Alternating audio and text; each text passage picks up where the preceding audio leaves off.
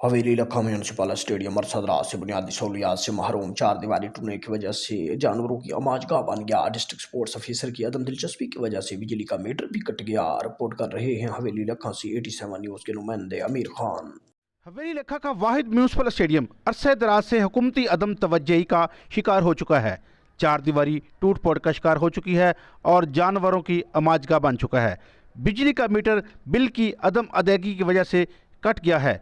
Ground में पानी लगाना दुश्वार हो गया है। वसाइल ना होने की वजह से ग्राउंड में लगी घास सूख गई है और सरकंडों का रूप इख्तियार कर चुकी है। ग्रास को पानी लगाना तो दूर की बात है, खिलाड़ियों को भी पीने के लिए पानी की सहूलत मुयसर ना है।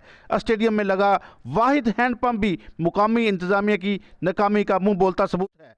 1997 में वज़ीर आला पंजाब मियां मंजूर अहमद भट्टू ने अपनी खसूसी ग्रांट से 10 एकड़ रकबे में मुहित मुश्तमिल स्टेडियम तैयार करवाया, जो आज तक किसी भी महकमा के हैंड ओवर ना हो सका, जिसकी वजह से ज़िली इंतज़ामिया भी इससे सुतीली माँ जैसा सलूक कर रही है।